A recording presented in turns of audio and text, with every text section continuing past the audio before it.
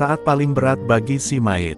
Kematian merupakan suatu peristiwa yang sangat ditakuti oleh setiap manusia, tak ada satupun manusia yang bisa luput darinya.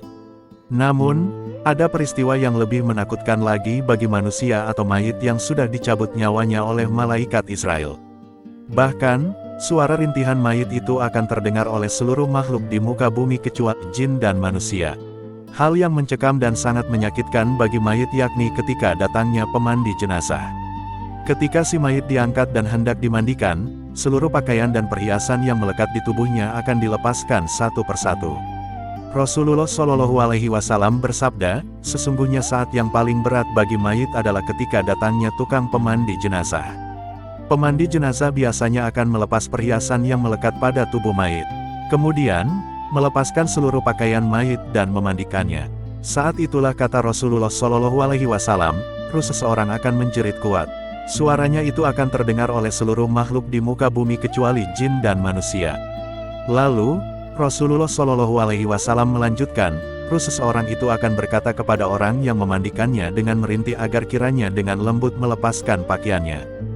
Demi Allah, aku memohon kepadamu agar engkau melepaskan pakaianku dengan pelan.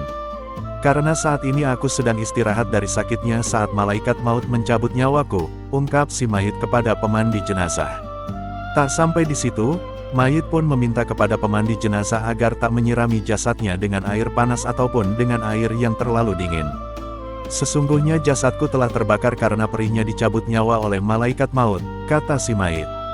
Rasulullah Shallallahu Alaihi Wasallam melanjutkan, mayit juga akan berseru kepada pemandi jenazah dan orang yang menggotongnya untuk pindah dari pembaringan pemandian jenazah seraya berkata, demi Allah, janganlah engkau pegang tubuhku terlalu kuat. Karena sesungguhnya jasadku masih terluka dan terasa sakit saat ruhku dicabut, ungkap mayit menyerukan kepada pemandi jenazah.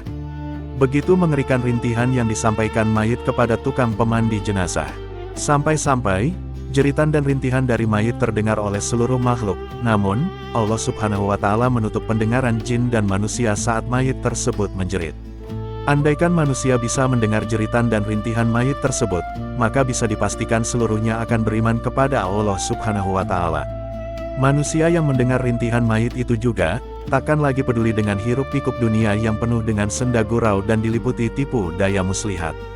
Hal itu disampaikan Rasulullah Shallallahu Alaihi Wasallam kepada istrinya Siti Aisyah, dikala dirinya ditanya tentang bagaimana kondisi mayit sesaat sudah dicabut nyawa. Semoga ini jadi pelajaran bagi kita untuk senantiasa selalu beriman agar bisa meninggal dengan husnul khotimah, dan pengingat bagi para pemandi jenazah agar selalu berhati-hati dalam melaksanakannya. Amin.